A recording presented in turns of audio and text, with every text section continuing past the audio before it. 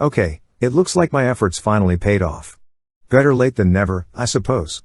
I still wish they had paid me in cryptocurrency, but this is better than nothing. Well, I guess this means that it's time to make another video. So here we go. Okay, so a few months ago I watched a debate between Vosh and Justin Hinkle regarding the alleged chemical attack in Douma in 2018. Up until this point, I hadn't really paid attention to this topic. And to be honest, had you put a gun to my head and told me to guess, as to whether the Assad regime really gassed Douma, or whether it was a false flag, I would have guessed the latter. Between having been fooled by the reasoning for the war in Iraq, and learning the truth about Cuba and the US government's overall involvement in Latin America, and other events like the Gulf of Tonkin, my knee-jerk reaction has been to roll my eyes at our government's justification for military action. You know, fool me once, shame on you, fool me twice, blah blah blah. But having watched this debate, Hinkle's tactics reminded me of those used by evolution deniers, as well as 9/11 and Sandy Hook truthers. All he could do was try and poke holes in the official narrative, and he refused to defend the counter-narrative that his talking points implied. He couldn't go point by point, and had to rely on a combination of gish-galloping and filibustering. We're talking about the helicopters, okay? Hold on. So you're saying then that they did have a reason to send helicopters on bombing runs, not chemical bombing runs, but a bombing run, because they were already shelling the city. Syria, the Syrian government had a long history of shelling Douma in an effort to regain control. But what you are alleging is that chemical cylinders were dropped there. So again, we're not talking chemical cylinders yet. We're just talking about the act of bombing with a helicopter, which you said they didn't have a reason to. So again, for like the 5th time, you believe then that Assad did have reason to bomb with helicopters, considering he was currently shelling the city, just not with chemical weapons. But you do believe he had a reason to use helicopters to bomb the city. Not with chemical weapons, but just with conventional armaments.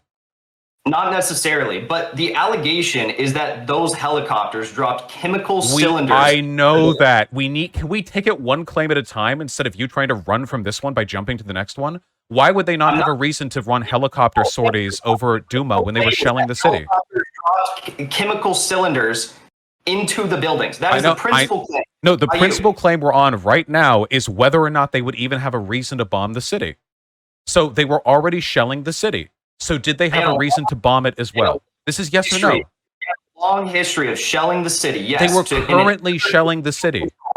They had a long history. They were currently, wait, are you shorting out right now? They were currently on that day, April 7th, 2018, bombing the city, shelling the city. And you said they would have no reason to run a helicopter sortie. Quit running to other points, dude. Cylinders were dropped from those helicopters. Oh my, are you broken? That's your claim. That is your claim. Are you broken? Do you can't. You need to answer this one, and then we can move to the chemical weapons. Do you believe the Assad government would have had a reason to run a helicopter sortie over that city? You said they didn't, but they were shelling the city at the time. Not necessarily, but your claim is that... Wait, why not? Answer that. Why not necessarily? Why would they not be willing to bomb the city when they were currently shelling it and have bombed it many times before? Because they were on the verge of regaining control. Not necessarily they could have. I don't know. That's not what the investigators were looking into. And why'd you make that claim? Then why were they shelling the city if they already were on the brink of winning? Your claim that we are here to debate is whether or not those helicopters dropped. Oh my God. Dude, you can't make spurious claims and then get mad when I call you out on them. If you made the claim, you should be able to defend it. You made the claim that there's no reason for them to run a helicopter to bomb the city, okay? Okay, so let's talk about the chemical cylinders. Okay, so you're acknowledging then that the Assad did have justification or like a reason to send helicopters to bomb Douma because he was already shelling it and he's bombed it many times before and there's no reason to contest that. Not necessarily. What? Then can you justify that claim? Are you just saying it to like reflexively defend Assad? Are you like between his like legs right now? Like why are you making claims and then refusing to defend them? Because it could have been. I don't know. That's not the windows and trenches, dog. There's not even a roof on those, and they still got pulmonary edema in seconds. That's crazy. Chlorine. If you can prove to me how the inspectors, if you can prove to me that chlorine came from those cylinders, this would be a different scenario, we haven't gotten to that claim yet. The claim you're making right now is that if chlorine was released, wait, please, we can't. Normally, when I talk with guys like you, they start to realize they're out of their depth, and they don't stop talking because they know every additional point is another nail in their grave, okay? We need to get point by point. We're like 1/20th of the way through this. I did way too much reading on this to let you get away with only being owned on 1/10 of the points that I read up on. That this was the best Hinkle could do, despite having lived and breathed this topic over the previous few weeks, and Vosh having merely engaged in one night of research. 80% convinced me that the quote-unquote counter-narrative was akin to evolution denial and 9/11 trutherism. My continued research would only further convince me of this, as I would come to realize that the Douma truther narrative was thinly veiled bullshit, that didn't address the preponderance of the evidence. Eventually, I would come across a video where the Young Turks interviewed Patrick Hilsman on this topic. A few days later, Jimmy Dore would interview Aaron Mate in response to this interview. I noticed they were just cherry-picking portions of the interview, sometimes just a few seconds, and then responding for minutes, often with commentary that was actually addressed by the portions of Hilsman's statements that they weren't including. I also realized that the Douma truther narrative really just boiled down to a handful of talking points. By this time, I had read everything Aaron Mate and Patrick Hilsman had written on the topic. I had read all of the Grayzone and Bellingcat articles on this topic, in addition to other articles, including those on The Intercept. On top of this, I had read and watched other sources on the topic. A few things became clear to me. Having to choose between Mate and Hilsman, or Grayzone and Bellingcat, is a false choice. There are other sources besides the OPCW report.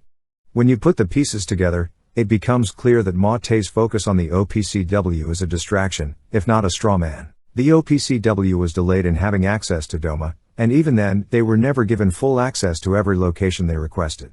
This gave the SAR and the Russians plenty of time to engage in evidence tampering. On top of this, they engaged in witness intimidation.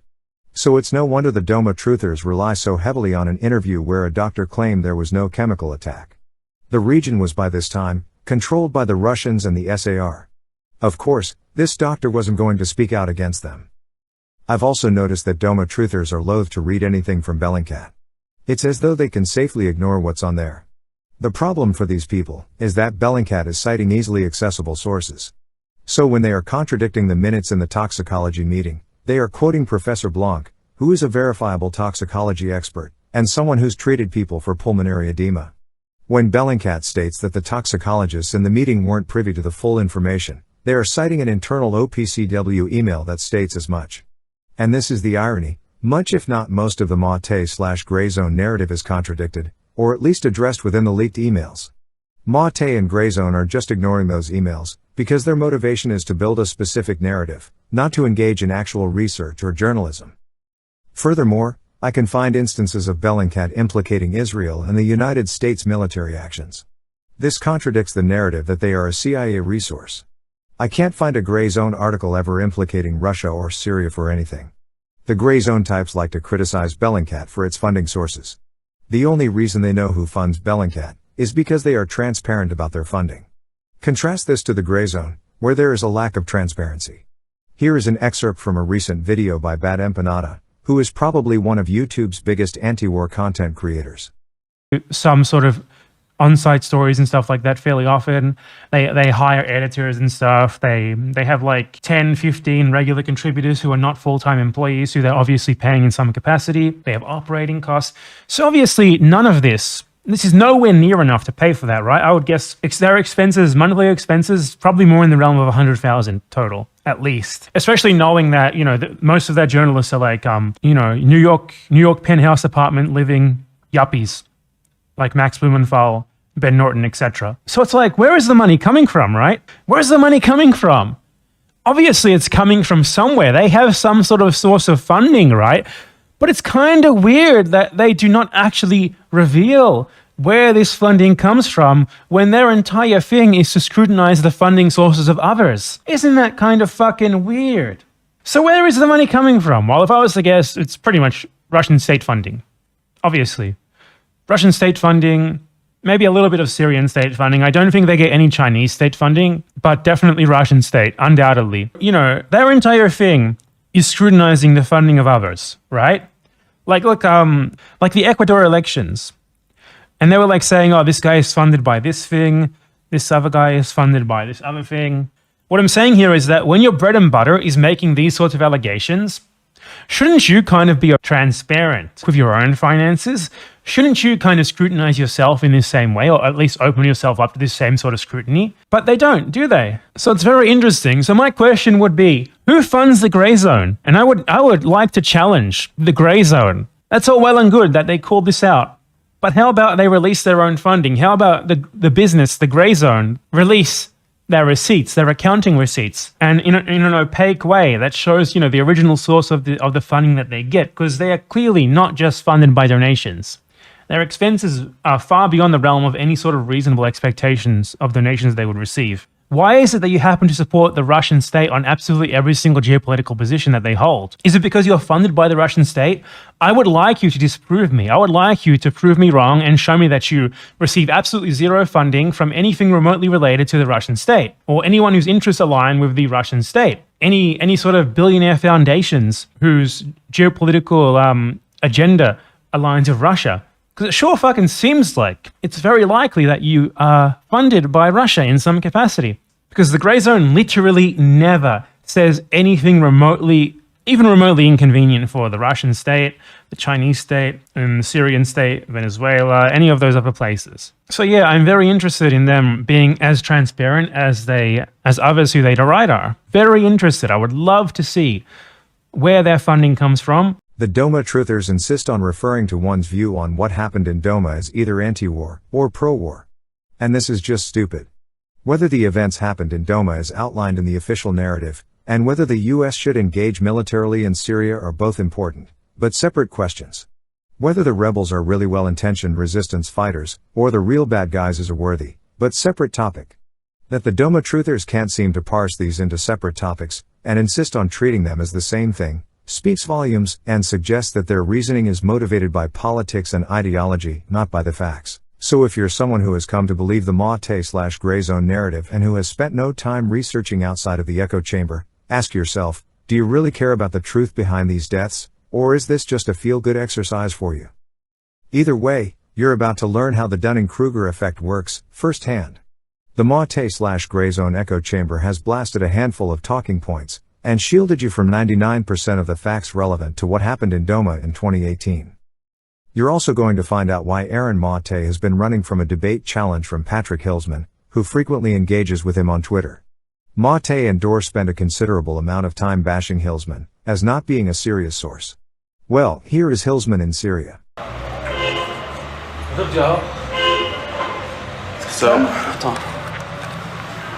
So we just, we're just trying to head up towards Nord's place, but we just heard like some airplanes screeching overhead, so everybody told us to run inside, so we're just waiting to see what's going on.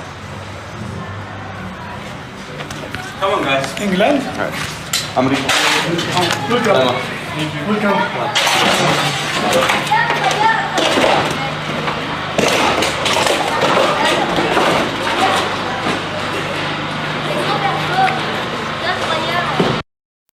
And here is Mate in Syria, hanging out with the Syrian Minister of Information. The Grayzone echo chamber loves to make a big deal of Mate having gone to Syria, but he's there on behalf of the Assad regime, to tell a pro-Assad narrative, so there's no danger to Mate.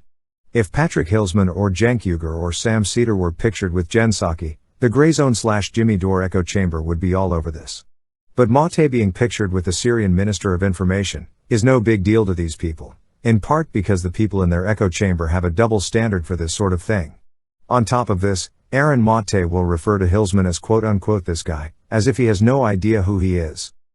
But here are screenshots of email exchanges between the two. Why? Because Mate actually had Hilsman on his show to debate someone on Syria back in 2017, and he never published the video. So for all the whining Mate does about sources being repressed, he's too much of a pussy to publish Hilsman's debate on his show, let alone to debate Hilsman himself. This is because Mate isn't a serious journalist, at least not when it comes to this topic. He is essentially a public relations stooge for Assad and Putin. In any case, let's get to it. Are you ready now? To witness a power not seen for thousands of years?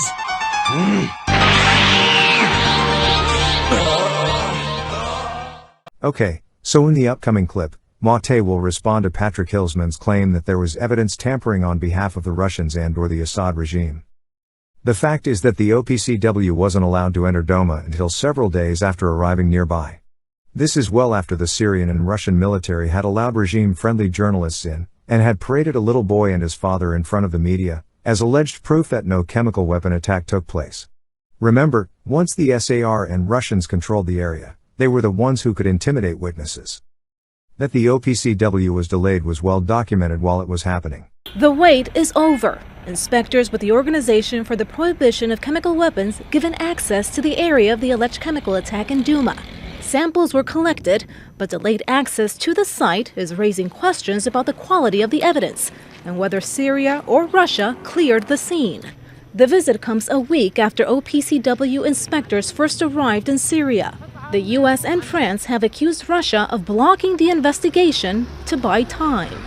Foreign Minister Lavrov, who's a master of making these types of arguments, I mean, he would get up and stand in front of you for hours and tell you that it could just as equally be Martians landing from a flying saucer. You don't know that, and it's the kind of logic which says, if they offer an alternative explanation which you can't prove is wrong, then that tends to whittle away at the more dominant argument. More than 40 people reportedly died in the suspected chemical attack on April 7th. This is important, because Mate will pretend that the entire basis of this claim rests on a single journalist who wrote 3 articles on the subject. This is false, and this can be easily revealed through some basic Googling, but Mate's relationship with the truth is estranged at best, if not completely non-existent. That Mate can make this claim with so much conviction, despite the fact that this can be easily verified with a quick Google, tells you all you need to know about his credibility as a so-called journalist. Sabagh said Syria is cooperating with OPCW and is keen to close the file as soon as possible. That is false. In fact, Damascus has blocked OPCW investigators and destroyed potential evidence of chemical attacks during Syria's civil war. OPCW has accused President Bashar al-Assad's regime of unaddressed discrepancies and insufficient cooperation. Damascus stalled investigators from entering alleged attack sites in Ghouta in 2013 and 2018. The 2013 attack using sarin gas killed 1,400 people. Syria also denied visas to OPCW staff. Damascus refused to hand over cylinders connected to a 2018 attack in Douma where chlorinated chemicals allegedly killed 40. Syrian authorities failed to explain the presence of chemical agents in samples collected from a Syrian research facility in 2020. OPCW found that chemical weapons were likely or definitely used in 17 of the 77 incidents it investigated in Syria.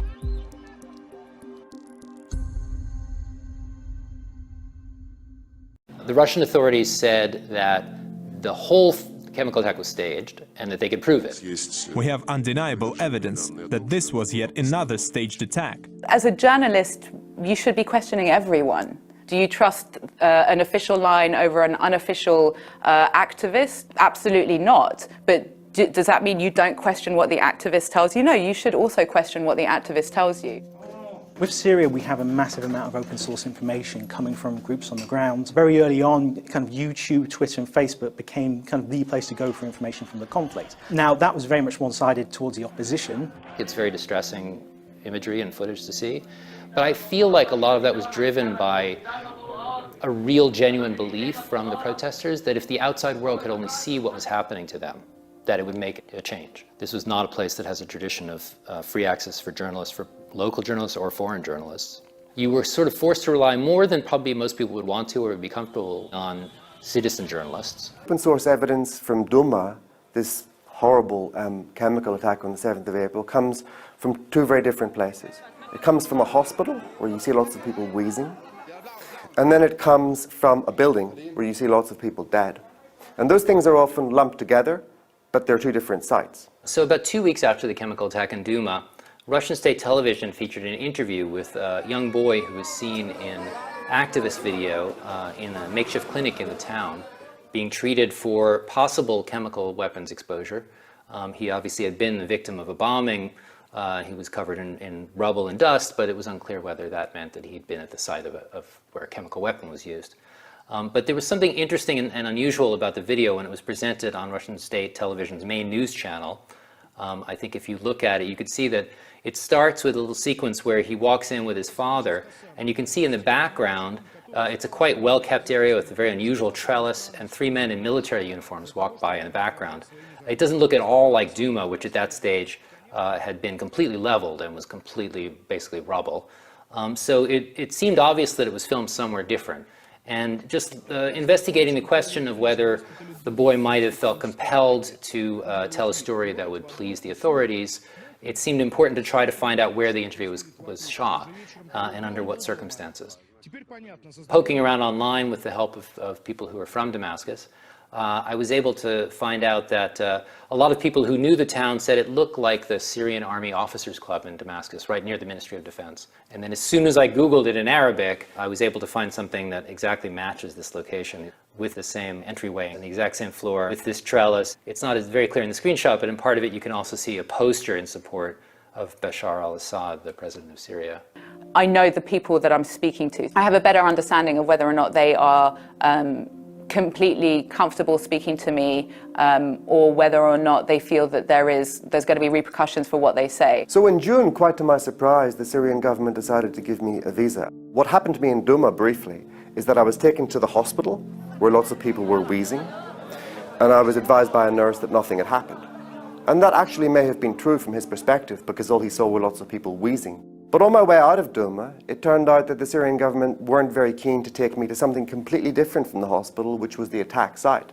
So in the end, I simply jumped on the back of someone's motorbike, and they took me to the attack site, closely followed by a Syrian army major and my minder. And this man said, "This is where it happened, lots of people died," and then he zoomed off. And it turned out that I was able to geolocate that site with the help of Bellingcat and forensic architecture and various other people, and that was the street where it happened. Not only this, but the OPCW was never allowed to enter one of the locations where they requested access. Patrick Hilsman will mention this, as you will see in the original TYT clip, but Dore and Mate won't include this in their quote-unquote response, where they only play a small portion of Hilsman's comments and ignore the rest. It's also worth mentioning that there are reports of witnesses, including doctors, being subject to intimidation. Even with that, we do have instances of witnesses claiming there was a chemical attack. Remember, this is after the SAR, and the Russians controlled the area, so they were able to tamper with evidence and intimidate witnesses. Furthermore, the Douma deniers have contradicting conspiracy theories. One conspiracy theory is that there was no chemical attack at all.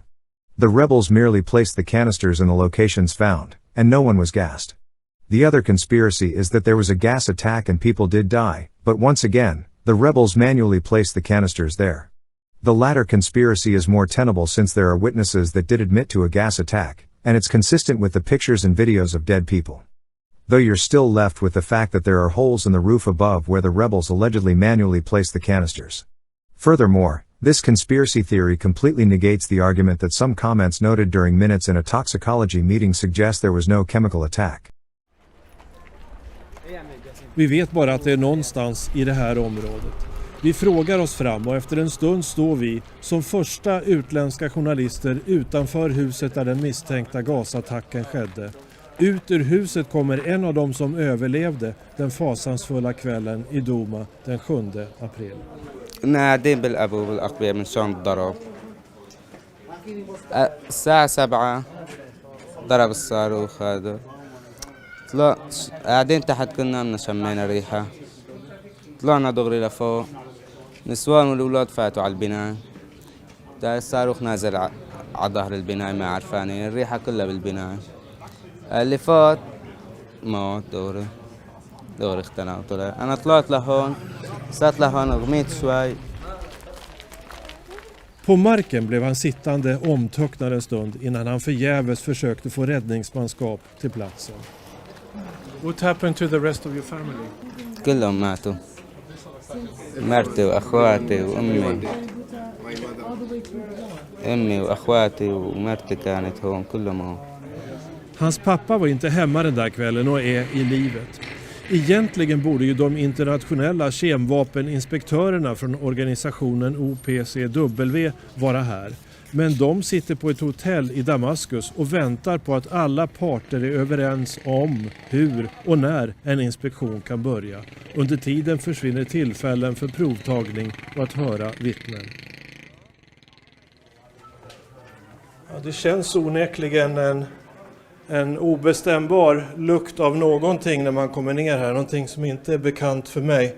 Nu har ju många varit här sedan den här gasattacken var, men det sticker faktiskt en del i halsen. Och här nere fanns då många av de som bodde i huset när den här gasattacken skedde.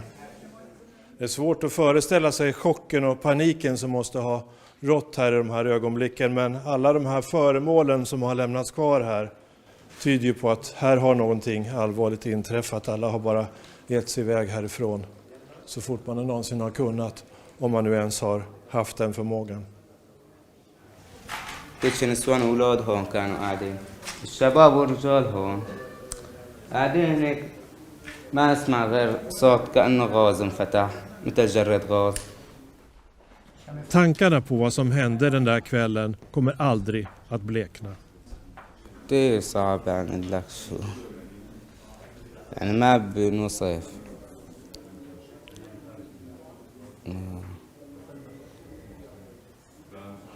شو بدي احكي يعني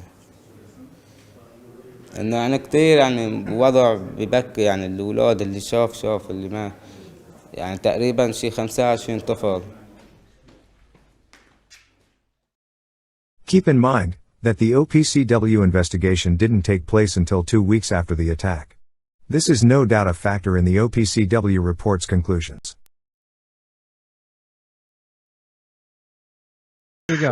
I want you to discuss evidence tampering, right? So as the OPCW is trying to invest this chlorine attack, they ran into some issues. You mentioned the topic of witness tampering.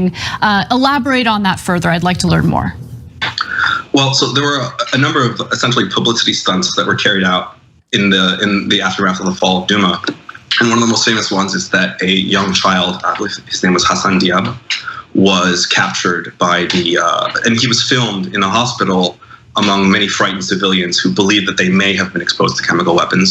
It's likely that some of the civilians at that hospital were not exposed to chemical weapons and were just reacting to the news that other people had been killed. Naturally, you would want to get hosed down in that situation. But this boy was featured on a lot of news articles and a lot of television stations because the footage of the actual crime itself that showed like 40 plus bodies, dead children's faces, is horrifying footage. And that's the footage that's been used as forensic evidence. But this is a problem that comes with mass media, is that they are very reluctant to show actual violence. So instead of showing the evidence of the actual crime, which was a pile of dead bodies without external injuries, a lot of the news media showed footage of frightened survivors getting hosed down, which is less violent. And the Russian Federation seized upon this, captured the boy that was in this footage, captured his father, and then extracted a confession from them at a military base in violation of international law before the OPCW was allowed to interview him or was even allowed on the ground. And if you want to talk about evidence tampering, this was in broad daylight and it's extraordinary witness tampering. Okay. So ready? Go ahead, Aaron. So none of them complained about any witness tampering from Russia. So this is some crazy revelation that the OPCW itself somehow missed. And you think if that happened, tampering with their own investigation, they might want to talk about that. So it's curious that only this guy claims to know about it. And actually, I know where he got it from. It comes from a journalist, quote unquote, named Robert Mackey, who writes for The Intercept. Oh, that guy. After Douma, We've Mackey put out a exposed that series of guy. articles basically trying to debunk the claims by Russia and Syria that this attack was staged and wasn't a chemical attack. Mackey, I think there were 3 articles on this at least, okay? Now, to illustrate how serious Robert Mackey is about journalism and the issue of Douma, guess how many articles Robert Mackey has written since the whistleblowers revelations came out and their trove of documents came out about Douma. So again, 3 articles at first promoting the pro-war narrative. Guess how many he's written since the leaks came out showing the cover-up? 0, of course, because he's not Robert Mackey, he's Robert Hackey. He's a hack who promotes war. And he wrote this article about this boy who was filmed in a video at a hospital scene. And he basically tried to prove that this boy was being held at a Russian military facility based on like some like open source imaging, like Google mapping an image that he was filmed in and how it was close to this Russian military facility or Syrian military facility in Damascus. And from that, he extrapolated that this guy was held by Russia, you know, and now this guy, this DYT guest is saying he was forced into a confession when really, look, the story of what actually happened with the boy, everyone knows it now. He was filmed in a video at the hospital. And by the way, when the guy says that media didn't show the bodies were shown on Yes, they media. were. They were shown. Of course they were, because that's what helped make the case. That's right. For bombing Syria. You manipulate people by showing all these Dead horrific bodies. images. That's right. And of course, so I don't know what he's talking about, but whatever. That comes with the territory with this guy. He just makes stuff up. But anyway, look, the boy was in a video at the hospital, and he said afterwards that he did not feel any chemical weapon symptoms. His father said the same thing, but that they were sheltering and they were subjected to smoke inhalation and dust. Who else said that? The head doctor at the hospital, who was interviewed by Robert Fisk, an actual journalist, award-winning veteran journalist. He died, unfortunately, last year. A huge loss to the industry because, honestly, the U.S. Mainstream media will not allow someone like him to exist again. Someone to write for a prominent publication like The Independent who actually has integrity on critical issues like our wars in the Middle East. So Robert Fisk went to the hospital, interviewed the doctor, told him that there was no chemical attack. No one was treated for any exposure to chemicals. Sense, yet some people online seem to believe that that's the only option available. But what kind of obstacles did the OPCW face as they were looking into the Douma attack?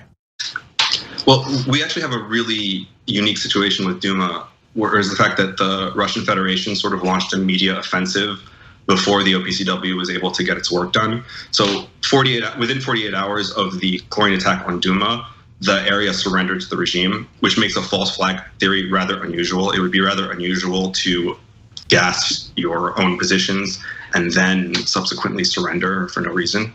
But there is like a certain logic to the actions that have been taken against civilians because it's a kind of brinksmanship that helps push people out of the areas that they're in, and we've seen it a lot in the past. It's nothing new. So let's talk. Go ahead. And so a lot of the people who were witnesses to the attack knew right off the bat when Douma fell that they would be subject to screening by something that's called the Center for Reconciliations, which is a wing of Russian military intelligence with a mil.ru web address, undeniably military. And a lot of the interviews with the survivors that ended up in the press and ended up in a lot of chemical weapons denialist literature were actually conducted by the Russian Center for Reconciliations, which is of course against international law. It's against international law to hold civilians in a military facility and to extract televised statements from them, which is what happened.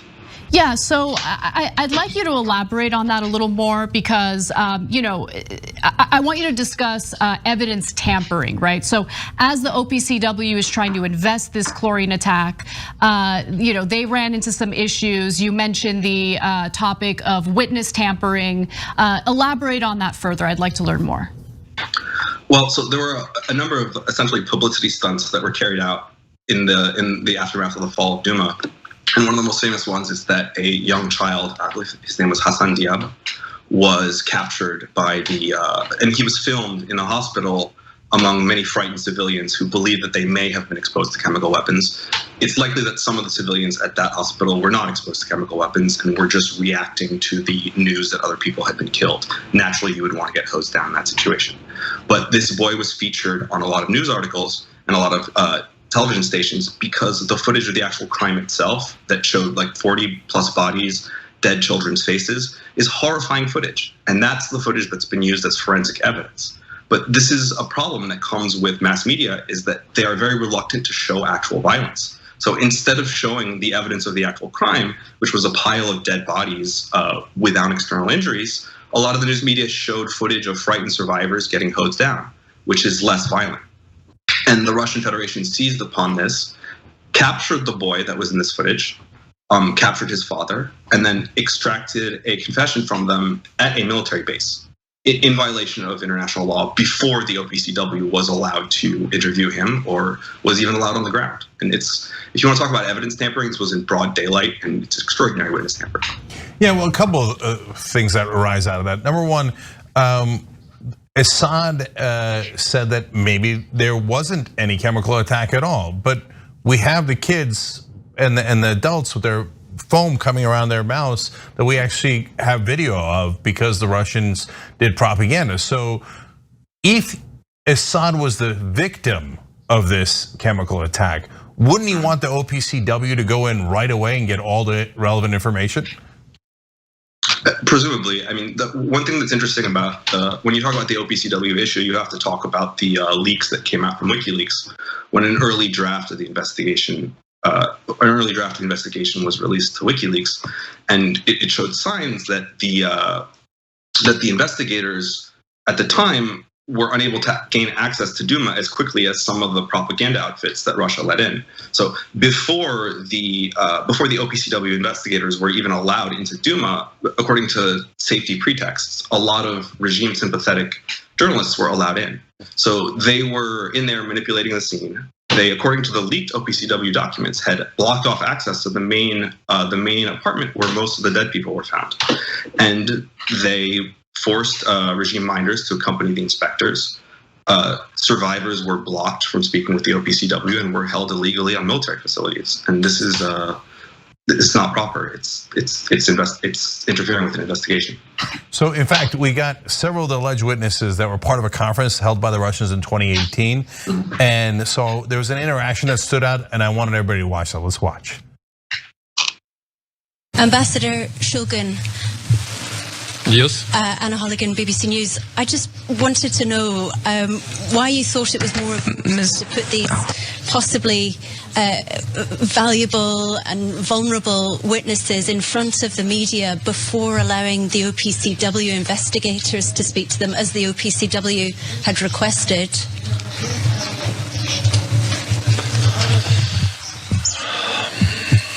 Как я уже сказал. Just like I already said, Russia, after what happened in Douma on 7th of April, Russia turned to the technical secretariat requesting for immediate dispatch of the OPCW team for investigating the incident. We did everything to speed up that. Is that true, Patrick? Clearly not, because from what we can see, even that press conference is a confession, because there they sit with witnesses, or so-called witnesses according to them, and they admit fully, these are our reasons for blocking access to these witnesses from the investigation. And a lot of the leaked documents that have been put forward feature what is presumably interviews with some of these people after they were being held illegally. So it's staggering evidence of witness tampering. So let's move. Now we're going to move on to Ian Henderson, aka Whistleblower B. In the TYT video, they'll discuss the undisputed fact that Ian Henderson simply didn't have access to the full body of evidence, and that he submitted a draft report that no one asked for, and that he did so one day before the initial OPCW report was released. Likewise, Hilsman will point out that Henderson's conclusions didn't match reality and that other, independent investigations also came to the same conclusion as the OPCW report. Aside from only playing a few seconds of what TYT and Hilsman have to say on these matters, Jimmy will twist this into some attack on whistleblowers and compare this to attacks on Julian Assange. He'll also accuse them of discrediting Henderson with no evidence, when in fact, they do provide evidence. Jimmy simply omits that portion of the video and instead, he and Mate spend the next 5 minutes babbling about stuff that's refuted in the portion of the TYT video they omit, because this is what Jimmy always does. Jimmy and Mate will also downplay the relevance of the study released by Forensic Architecture, and refer to it as merely being imagined. In reality, it's based on footage and photos provided by Russian-friendly media, which was allowed into Douma well before the OPCW was allowed to enter. I will play the video released by Forensic Architecture, so you can compare Mate's rhetoric with reality. By the way, it should be noted that if the New York Times can be accused of having any sort of bias here, it should have been against the US position. Remember, the New York Times was probably the most prominent anti-Trump news source during this time. This would have been a perfect opportunity to rake him over the coals for the US's retaliatory strikes, like they did with George W. Bush over Iraq. But the Jimmy Dore echo chamber doesn't have much consistency to it, and will find whatever ad hoc explanation they find convenient at the moment. Okay, next video. Was the fact... This is what I can't help it. This is what she thought was fascinating. This is the part of his bullshit story that she thought was fascinating. Here we go. Well, one of the other things that I thought was fascinating was the fact that he had written this report. He had not leaked it to the public. Someone else had leaked it, although we don't know who. And it seems as though he felt the need to write this report from a place of authority, when in reality he didn't have he didn't have access to the entirety of the evidence. He wasn't part of this investigation the entire time, which is why he didn't have access to all of the evidence and all of the analysis necessary to draw a conclusion about it. Can you talk about that a little bit? So what she just did right there was just the same thing they did to Julian Assange. They forwarded CIA pro-war talking points as if they were fact to discredit a whistleblower. They just discredited a whistleblower in the OPCW. They just did that with no evidence. Go ahead. Could you tell me? Go ahead. Yeah. So, and look, there's a couple of things here. First of all, imagine being a journalist and devoting energy to try to denigrate whistleblowers who are exposing a major cover-up, a cover-up done in the service of war. Pretty shameful. Okay. I don't know what kind of journalist tries to go after and discredit whistleblowers. And then for the purpose of what? Because again, what is the ultimate aim being served here? If the people who were filmed dead in Douma were not killed by a chlorine attack, as the original investigators found, then that means that they died in some other manner. And that means that anyone like Anna Kasparian and Cenk and their guest who is trying to whitewash the cover-up and denigrate the inspectors who challenged that cover-up, they're doing the bidding of covering up the war crime that actually killed those people. They're covering up for a murder. It's sadistic. And why? So they can cater to the establishment and get rewarded by, I don't know, what they expect to happen from promoting the pro-war narrative on something that happened 3 years ago and attacking whistleblowers. Actually, no, that's not even their motive. They just want to actually double down on attacking us. That's right. Because they can't just own up the fact that they slandered me when they said that I was paid by Russia and working for dictators. So that's what they're doing here. And they're bringing on this guy now to try to pretend that he knows more than Ian Henderson. Again, the guy who went to Douma, oversaw an engineering study.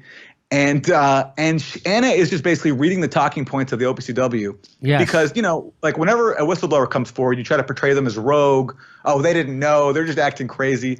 So that's what they said about this guy. He had incomplete information. She's just basically parroting what the OPCW said about him. Has she verified that for himself? No. Has she read his leaked engineering report, which goes through in detail I the can facts fucking and contains all the guarantee inputs, like all the information you need? Of course not. She's just parroting the talking points being used to whitewash a cover-up, which is being used to whitewash a war crime. So she's whitewashing a war crime, furthering pro-war narrative that is not factual. This is propaganda. So when you turn on the Young Turks, they're going to cover something 3 years after the fact and give you 100% propaganda about it. And no one knows for sure why. My guess is that they're out of money and they're signaling to another donor. And so they're going after another shitlib Clinton donor or something like that. But this let me say, Jimmy, this is inexplicable. If that's their aim, then they got to be smarter propagandists. I know. There are smart propagandists and there are dumb propagandists. I'll tell you what a smart propagandist is. There's a guy named Joby Warwick. I talked about him last time too. He's a Washington Post reporter. Just wrote a book, came out this year. It's called Red Line, all about Syria and chemical weapons and the OPCW. Okay, that's the topic of the book. So he goes through this alleged incident in Ghouta 2013. There's a whole bunch of countervailing evidence about that. Seymour Hersh exposed it. Barack Obama later confirmed it when he said that James Clapper told him that the evidence of an alleged Syrian chemical attack in Ghouta was not a slam dunk. a deliberate reference to the slam dunk of the Iraq War, okay? Whatever. So that's what the focus of the book is, but it's also about other incidents as well. But guess where Joby Wark, in this book about Syria and chemical weapons, guess where he ends his book? Right at the alleged gas attack in Douma, which he says that the OPCW later on confirmed. He doesn't say what else happened after that. He doesn't talk about the whistleblowers who challenged the cover-up and the leaked documents that exposed this cover-up in great detail, which showed that the investigation was compromised. The reason he did that is it's obvious. A smart propagandist who is advancing a narrative that is accusing Syria of all these illogical chemical weapons attacks, because again, why would Syria do the one thing that it knows will invite further U.S. military intervention? And especially when it's about to retake towns like Douma, it doesn't make any sense. Even if the whistleblowers didn't exist, it would still be ridiculous. This idea that he did the one thing that would invite a U.S. military intervention.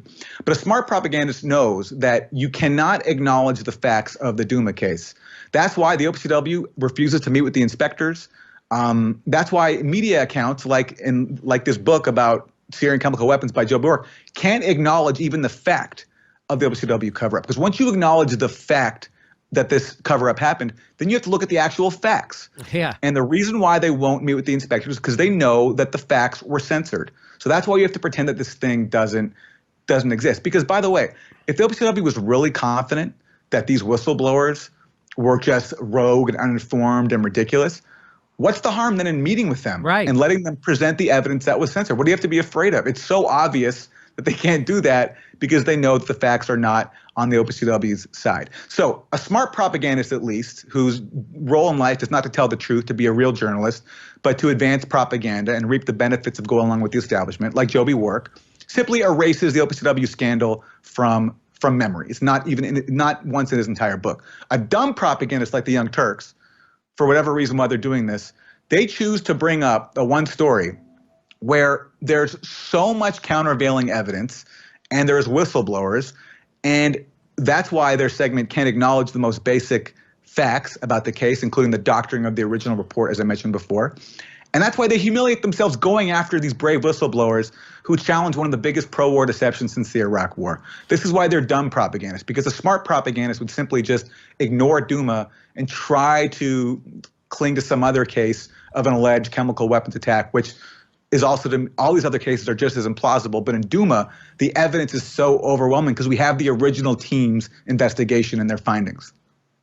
Okay, let's get through this. One more video. Let's see what happens here. Patrick, wanted to ask you about another so-called whistleblower in the winter of 2019. Another so-called whistleblower. Yes. They can't help themselves. They can't. These are independent. First of all, they're not independent journalists. They're corporate. They get funding from the biggest DNC donors, all right? So they're not, don't kid yourself. They have a corporate board. They have people from hedge funds that sit on there and invest. There's Katzenberg's on there, Buddy Romer's on there. There's a lot of people on their board. And they smeared Julian Assange in the most disgusting way. They said he was a Trumper. And now they're saying Aaron Mate is a Russian and an Assadist. And of course, you know what they're doing about me because I bring Aaron on to talk about this stuff. So then they had to smear me too. And they're trying, it's in the most ridiculously transparent, ridiculous smear they ever tried on me. And so now, so they're smearing me, they're smearing Aaron, they're smearing Julian Assange. They went after Glenn Greenwald. Glenn Greenwald, who's under threat still from the Bolsonaro government, has to hire security. They're smearing him. They're smearing Max, and now they're smearing the other whistle. And here we go. Okay, next video. The lesson here, Jimmy, is that people like Cenk, okay, with the brain capacity that they have, they're really impressed by 3D modeling. Make a fancy video, get some graphics going, boom, wow. How can anyone deny these facts? How can you know who denies the facts? The facts as put forward by Cenk Uygur, imagined by Cenk Uygur. Ian Henderson, who is a veteran OPCW official, been with the OPCW in 2 different tenures going back to its founding. He was there on the ground in Douma, took measurements at one of the locations, and he, along with some outside experts in engineering, did a detailed study on the cylinders, showing just how impossible it was, based on the observed damage to the cylinders as well as to the building itself, for these cylinders to have penetrated the roof. In his opinion, it's impossible, and the only explanation is that it's manually placed. Now, I'm not an engineering expert, so I don't have the capacity to independently evaluate his claims. But by contrast, when the OPCW excluded his report and put in its final report this insane claim that the cylinders likely were dropped from the air, that's the inference of their report. They cited these supposed 3 independent experts, right? They cited them, but they don't show their work. They give us a couple of screenshots to make it look as if they've done some serious study. But we can't evaluate those studies for ourselves. Right. We can't see Ian Henderson's work because his report got leaked. And that to date is the only study that we've seen with all the information on the cylinders. And so now this guy is claiming, and Cenk is doing it too, that because the New York Times, working with this firm called Forensic Architecture, which itself works for Bellingcat, which, as we've talked about before, is a NATO troll farm, like literally does propaganda for the British government. It's involved in propaganda projects with the British government, as Max Blumenthal has exposed. That's why, if you remember, when you would tweet that out, the article at the Grayzone on Twitter put a hacking warning on That's that, right. trying to suppress it. So- Bellingcat also gets money from the National Endowment for Democracy, which is a CIA cutout. So these are the so-called experts who we're supposed to believe have more expertise and awareness than one of the OPCW's top inspectors, someone who was actually on the ground in Syria and wrote the only publicly available engineering study on the cylinders. It's just so ludicrous. So what Cenk Uygur's doing is and here we go. Okay, moving on. I can't, Patrick, I can't quite understand how folks can see that video and see the imprint of the parts of the building that the bomb clearly crashes through, and then say, no, it wasn't dropped from the sky. How could they have possibly gotten the same exact imprints on that missile, on basically that canister, and caused that amount of damage in the building if it wasn't dropped from the sky? I mean, it would be. I mean, I'm not a scientist, but it would be very hard. It would be incredibly hard. And a lot of the people that have tried to deny this atrocity. What? I don't even understand what they're saying. Do you understand what they're even saying? They're referring to a video that was put out. It was made by the New York Times. Oh, so the New York Times, who didn't go to Syria to investigate this, they had some computer specialists imagine what the crime scene looked like. And then they made a video about how it happened. And it didn't happen that way, as we found out from the whistleblowers. And so their reporting is all shit, even though I think they won an award for it. It's all. Yeah, they have some cool models, Jimmy, really cool animation. You got to give them credit for that. Yes, great animation. Great job. Honestly, guys, great job. Really good job. Great animation, but no science, unfortunately. No, zero science in the New York Times report on this. They had some computer guys who are good at graphics make a pretend video of how it pretended happened, even though they didn't go there and it was based on nothing. And Mike McRae said at the live show when I brought this up, Mike McRae said, well, if I'm ever accused of a crime, of murder, I hope that the investigators imagine the crime scene and then try to prosecute me, because that's what they do. So that's what he's referring to, that video? Yes, and the lesson here, Jimmy, is that people like Cenk, okay, with the brain capacity that they have, they're really impressed by 3D modeling. Make a fancy video, get some graphics going, boom, wow. How can anyone deny these facts? How can you know who denies the fact? And here we go. Few so-called whistleblowers. They emerged from within the OPCW to sow doubt about the outcome of the report. The first one was Ian Henderson. What were his allegations against the OPCW findings? Well, Ian Henderson was attached to the investigation a little bit later on, and he's a former artillery officer in the South African military. And he was brought on to try to investigate some of the munitions that were at the scene.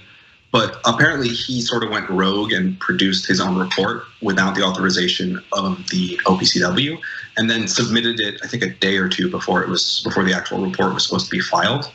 And the actual report itself alleged that Henderson believed that it was more likely that canisters had been manually placed at the scene than dropped from the air, according to him. But the problem with some of the claims that he's made is that they, at least from the perspective of other experts in these fields don't really jive. First off, Henderson was not a ballistics expert, so his comment on where a canister might have ended up probably wouldn't have been the most well-informed. Secondly, he made a very grave error in measuring the size of the hole at, I believe, location 4 that the canister fell through. And subsequently, an investigative outfit called Forensic Architecture did an investigation of this and found that the hole actually was larger than the measurements that he put forward. And before anybody accuses Forensic Architecture of being some kind of neocon outlet, they're the ones that proved that the Israeli Defense Forces murdered Ahmed Erekat last year. And they've been known for not really exactly being very friendly to like pro-Washington agenda in the past, and they showed that that the measurements that Henderson put in were inaccurate. And he also included commentary about what he saw as weathering on some of these canisters. He believed that marks on the canisters resembling rust were a result of the canisters having been left out for a very long time. But based on footage that we've seen, we know that that's not true, actually. The quote-unquote weathering on these canisters was a result of a chlorine reaction with water that happens when something depressurizes quickly and then moisture forms around it, and then it combines with chlorine. So off the bat, we know that one of his major observations was incorrect, or two, sorry, at least. And then onto the third major observation is that he believed that one of the holes in the roof that we understand to be an impact hole from the canister crashing onto the terrace was actually a high explosive hole. And interestingly enough, the OPCW commented on a similar question that was raised by Russia about this hole. And the OPCW's comment was that it would be unusual for a hole like that to not have any fragmentation pattern. That's what, when a high explosive round goes off, it shoots shrapnel off in every kind of direction. And that's why in like Sarajevo, you see these things called Sarajevo roses, which are the splash pattern of a mortar shell going off. And in the case of location 2 in Douma, there was no splash pattern. So at least 3 of the observations that Henderson made casually are incorrect, at least. And from what we can understand, it seems that his overall thesis was not correct. Well, one of the other things that I thought was fascinating was the fact that he had written this report. He had not leaked it to the public. Someone else had leaked it, although we don't know who. And it seems as though he felt the need to write this report from a place of authority, when in reality he didn't have he didn't have access to the entirety of the evidence. He wasn't part of this investigation the entire time, which is why he didn't have access to all of the evidence and all of the analysis necessary to draw a conclusion about it. Can you talk about that a little bit? Yeah, his tenure at the OPCW ended long before the more recent reports have come out. And it's clear from internal leaks and just from the entire way in which these investigations have been handled, at least semi-publicly in the past, that this wasn't within the normal framework of the investigation. He wasn't even attached to assist the investigation until it was already on the ground. And you have to understand that all this witness tampering that was going on, all those just batshit press conferences and witness intimidation that happened were before he even showed up in Douma. So he sort of after the fact arrived with his own thesis and felt the need to make a report about it. Now, I don't think that a person like that should be discounted, because if he has an opinion, he should voice it, and I don't have any problem with that. But it has not withstood scrutiny. It simply hasn't.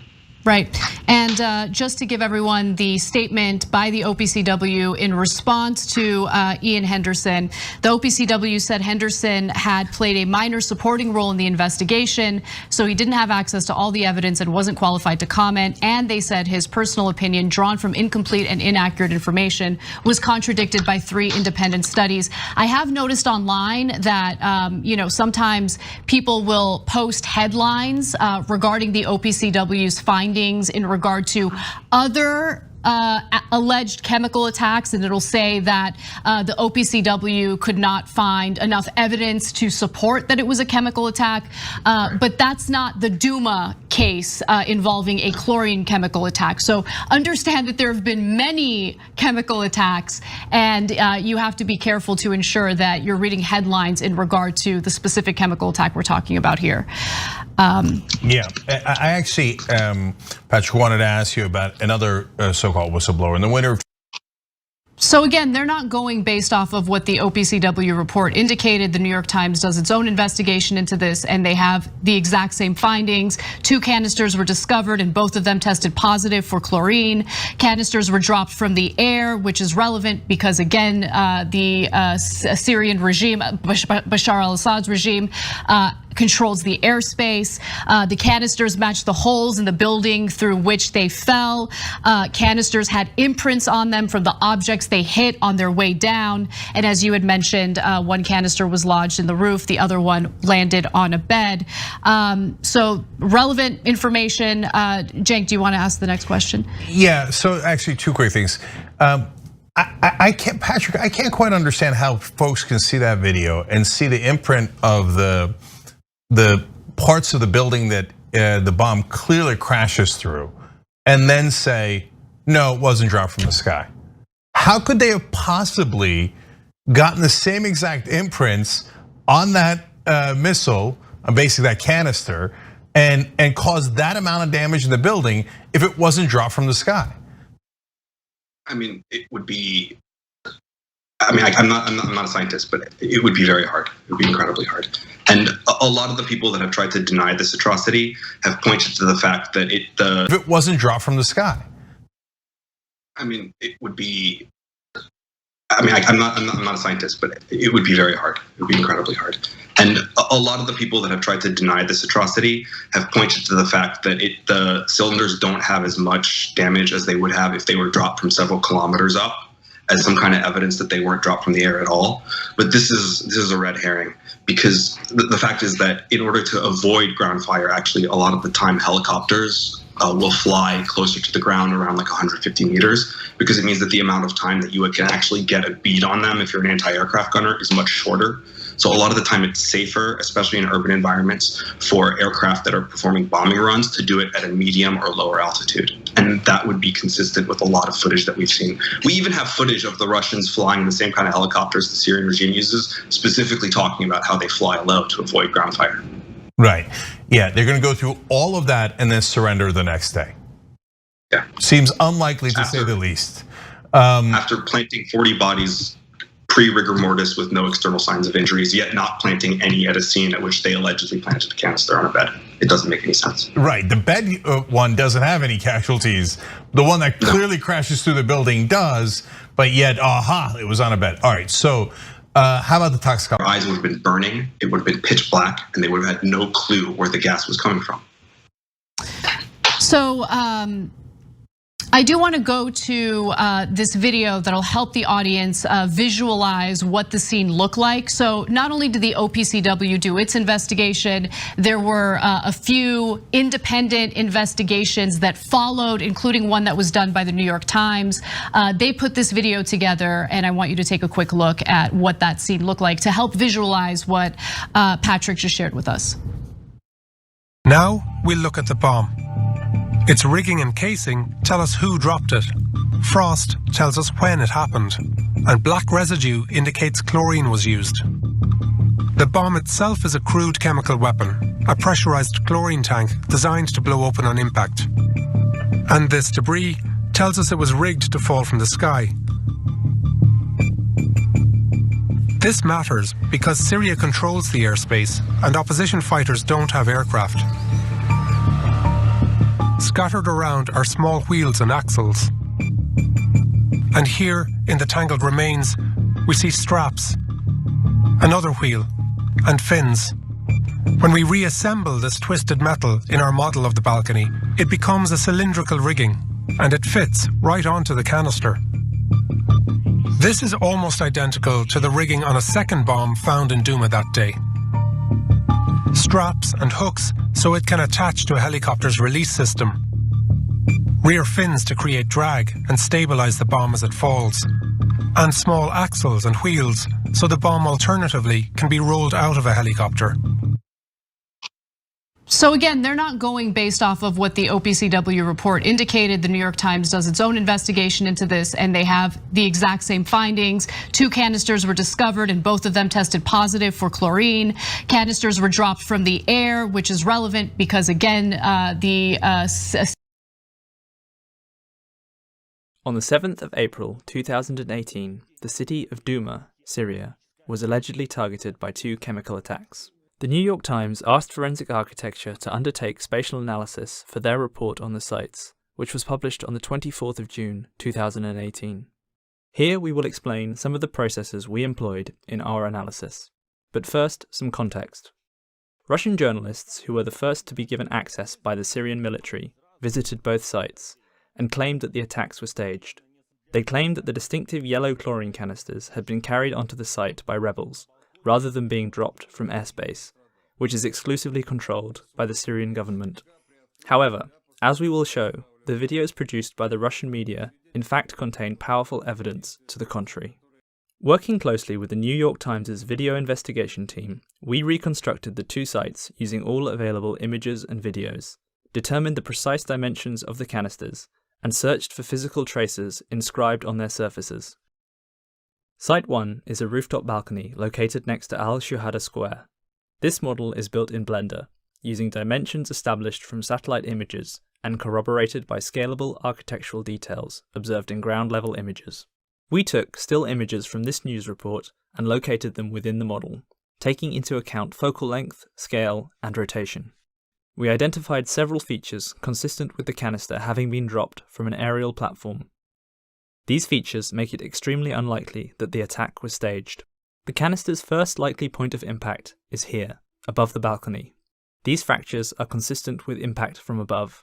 The point of impact at the balcony floor indicates that the angle of approach was sharp, almost vertical. This suggests that the aerial platform from which the canister was dropped was slow-moving or static, perhaps from a helicopter. In this image, we can see that the canister has broken through the floor. Chlorine gas, heavier than the surrounding air, would have been discharged into the room below.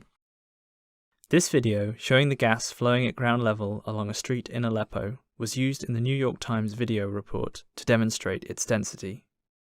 Among the debris on the balcony floor are pieces of shattered concrete, a wire mesh fence, and this piece of cloth. The fence was likely positioned above the balcony, either to provide shade or for drying clothes. The length of the fence indicates it could have been located here or here. In this news report from RT, we can see another metal object. It is also visible in other videos of the site. We believe the object could be a metal harness with fins, used to guide the canister as it drops. Using the object deformation features in Blender, we can effectively untangle this object while retaining its dimensions. The size and structure of the harness is consistent with others found at chemical attack sites across Syria, including the second site we examined in Douma. The scale of the wreckage matches the scale of the canister. Transitioning between these states allows us to identify features of the harness, such as longitudinal straps, tail fins, and a wider strip of metal around the nose. In this image, we can see a pair of wheels among the debris, and in another, a second set of wheels attached to the harness. Comparing these images with others collected by Bellingcat, we can confirm that these wheels are likely used to roll munitions out of a helicopter. Comparing the dimensions of the wheels across 2 different sites confirms the match. The features identified in this harness are important because they show that an otherwise benign chlorine canister has been converted into a chemical bomb to be dropped from above. Next, we investigate the traces left on the canister itself. By projecting multiple images from different camera angles onto the surface of the canister, we create a navigable 3D object that can be read as a medium of inscription. We are then able to unwrap the canister to create the image seen on the right, which is a complete mapping of the canister's surface. This 3D model is published alongside the video on our website project page, so that open source investigators can use it to identify the hallmarks of chlorine gas attacks, should they occur again. The nose of the canister is discoloured. This is caused by a corrosive acid created when chlorine gas reacts with the water, which condenses on the outside of the canister during rapid decompression. We can see similar discoloration on other canisters known to have been used in chlorine attacks. The nose of the canister is visibly deformed, consistent with impact damage. From a second angle, we can see further separate deformation of the canister, suggesting multiple points of impact. Here we see grid-shaped marks on the canister's surface, consistent with the remains of the wire mesh fence. Using an extract of the grid, we can confirm this by comparing dimensions. Even the layering of the wire mesh lattice is inscribed on the canister, with bolder impact marks on one axis and fainter markings on the other. The presence of these marks, likely the result of forceful impact, further supports the conclusion that the canister was dropped from the air. The cooling effect of rapid decompression causes condensation and even frost to form on the canister's surface. Similar examples of frosting on canisters can be seen in these images from the Bellingcat website. As it melts, this frost forms distinctive runoff patterns. The fact that the runoff patterns trace along the upper side of the canister suggests that the canister has been rotated after releasing its contents. Looking at available images, we can confirm that the position of the canister has indeed been moved and rotated between the image taken on the 9th of April and the image taken on the 8th of April. While the motive behind this interference in the crime scene is unknown, the rotation of the canister and its documentation exposes the runoff pattern, an important piece of physical evidence that the canister decompressed at this location. The earliest recording of the canister likely captures its original position. In this video, from the night of the attack, we can see a white object shining through the ceiling. The white colour is caused by a layer of frost on the nose of the canister. This process is shown in images of previous chlorine strikes from Al Jazeera. Surrounding detail within our model allows us to confirm that this is the point of impact on the balcony floor. We align the image to the model by adjusting camera positions and focal lengths. Accurately matching this image to our model establishes the original position of the canister before it has been interfered with. At the second attack site, the canister appears to have entered a bedroom through a large hole in the ceiling. Again, we model this space from available images.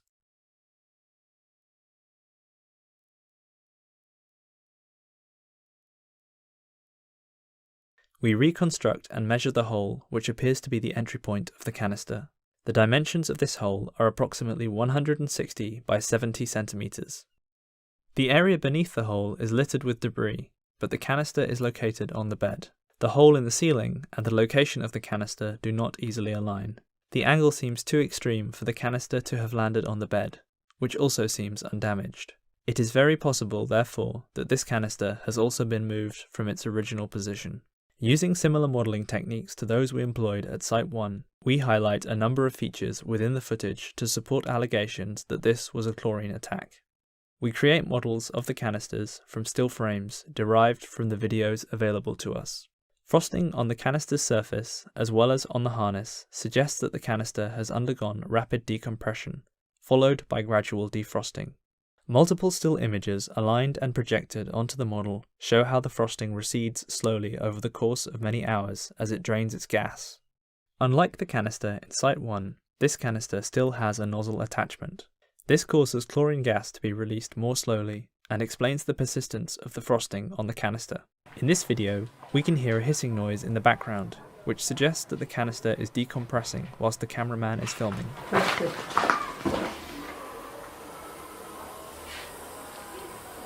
By looking at a spectrogram of the audio, we can also see a distinct frequency band standing out from the background noise. This supports the conclusion that the canister is still discharging at the time of filming. The surfaces of the rooms and those of the canister have been reconstructed as mediums of inscription. Our analysis of these traces provides evidence for how the canisters were delivered, the mechanisms used to deliver them, and how they decompressed.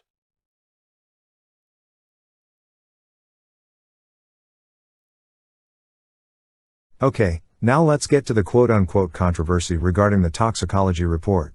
This is the only section where Jimmy Dore actually plays a significant portion of what Patrick Hilsman had to say, and it's probably because there was a bit of a miscommunication.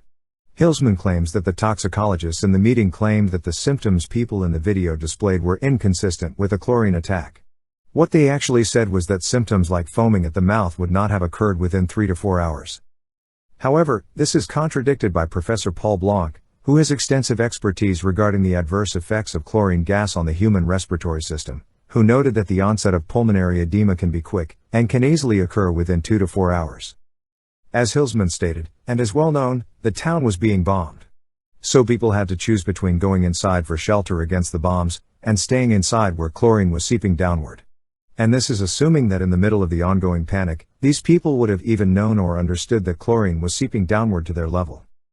Aaron Mate will refer to the toxicologists as the world's leading toxicologists, but to my knowledge, there's no way to verify that this is the case, and he is simply piling this on for effect.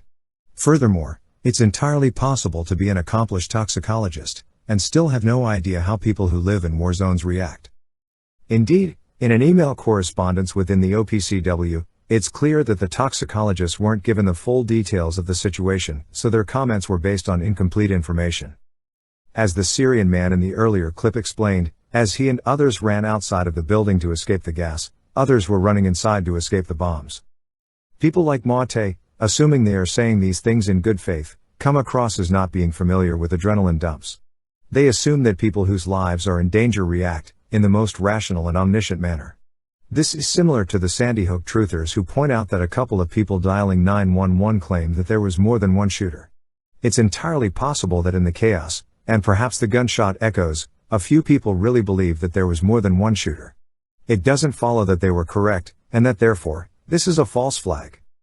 It's as if these people think that real life is a movie or a video game. But at the end of the day, we do have photos and videos of dead people foaming at the mouth, and with no apparent wounds. If they weren't killed by a gas attack, how did they die? If they were killed by the rebels, where are all of the witnesses to this? If they were killed by rebels, then there is no reason for their family members not to go on a tirade, now that the Syrian Arab army is in control of the area. On the other hand, if they were killed by SAR forces, they would be highly motivated to stay silent on the matter. Before we watch the preceding videos, I want to point out a flaw that Mate is going to make.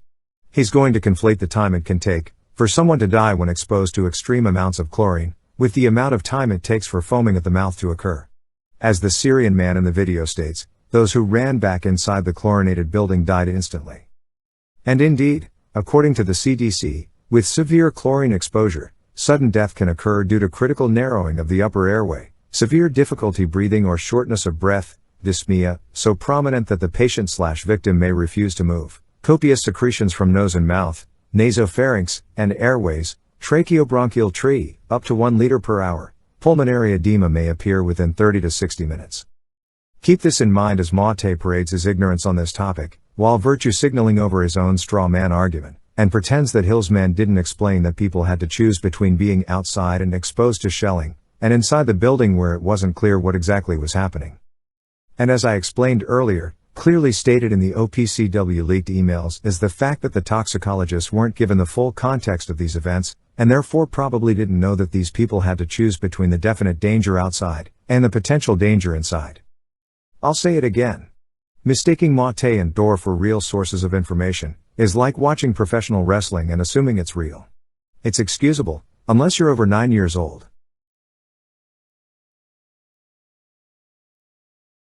Okay, next video. What he says, ready? So, how about the toxicology report?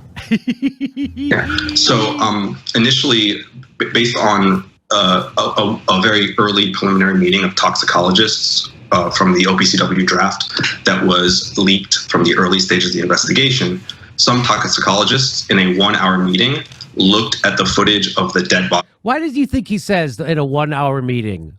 Why does he throw... Well, no. Okay, Jimmy, you know what? Let's give him credit. That's the one thing that he's maybe gotten right so far. On the minutes of the toxicology report, it says the meeting was about 1 hour. And by the way, there's a reason for that.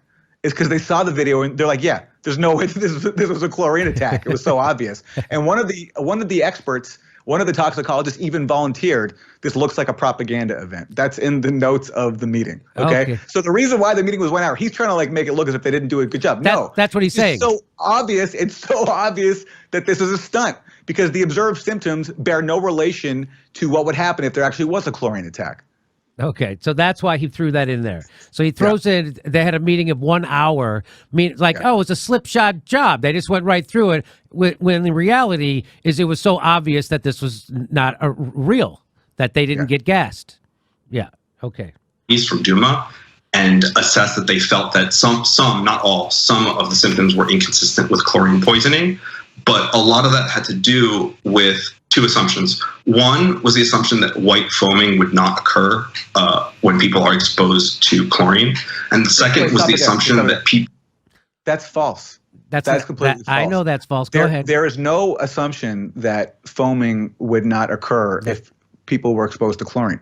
It takes time. That is possible. Their point, though, was that in the time that this incident happened, there would not be enough time for the chlorine to develop, because if foam developed from chlorine, it would have to happen over a very long period of time, a prolonged period of time, not having these people killed instantaneously, which is what the official story is. Yes. So in the time that people would have had to develop this foam, they would have had the time to run out of the building, unless you want to argue that they stayed in the building voluntarily as their lungs filled with fluid, which is just ridiculous. So they're saying that in the time it would have required to build up the foam, it would have been impossible because people could have just run out and escaped. Okay. People in this building would have been aware of where the gas that was hitting them was coming from. And in this very preliminary toxicology report, there are comments from the toxicologists saying that they don't understand why the victims didn't just run outside, right? And that's, okay, like that's a worthy comment, but it doesn't really stand up to scrutiny of understanding how people in that area have been living for years, because they are used to seeing basically stairwells as like the safest place in the city, because generally speaking, that's the strongest structure in a building. And on the whole, when you're being bombed, like being buried in the rubble of a building is a fate worse than death. But on the whole, you're still statistically probably a little bit safer if you're inside of a building. So people will make choices between, do I get crushed to death in here, or do I risk it out on the street? And a lot of these early assessments were based on kind of like a wrong assumption about how people behaved. So look, before even going into the details, the nerve of this guy and of TYT in putting him on as if he's a serious person, in claiming that the world's top toxicologists made wrong assumptions about how people behave. I think the people who are experts in this understand how things work in these situations, and also understand basic things like science and what chlorine does to the body and what people do when it hits the body, okay? So this guy is pretending to be some sort of authority to the point where he can dismiss the conclusions of the world's top toxicologists. And by the way, as we saw, again, completely misrepresenting them, because he completely distorted what they actually said about whether or not it was possible to develop foam from chlorine. Okay, one more video. Here we go. Well, one of the other things that I thought was fascinating. And here we go. How about the toxicology report?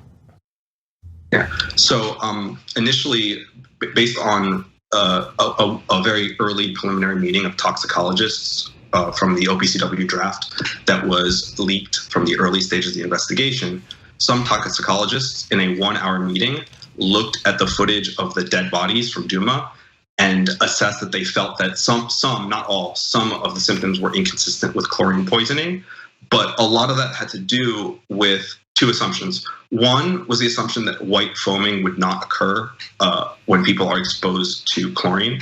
And the second was the assumption that people in this building would have been aware of where the gas that was hitting them was coming from.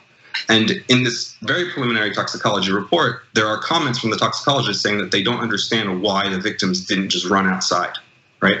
And that's, okay, like that's a worthy comment, but it doesn't really stand up to scrutiny of understanding how people in that area have been living for years, because they are used to seeing basically stairwells as like the safest place in the city, because generally speaking, that's the strongest structure in a building. And on the whole, when you're being bombed, like being buried in the rubble of a building is a fate worse than death. But on the whole, you're still statistically probably a little bit safer if you're inside of a building. So people will make choices between, do I get crushed to death in here, or do I risk it out on the street? And a lot of these early assessments were based on kind of like a wrong assumption about how people behaved. And also subsequently, what has become apparent is that there's very little photographic evidence of people that have actually died of chlorine poisoning, because it's not the kind of thing that your doctor can't just like gas someone with chlorine and then take photos of each stage in the poisoning process. It's something that we generally don't have a big visual record of, right? Mm-hmm. We have accounts of it from World War I, which actually do feature people recounting there being white foaming.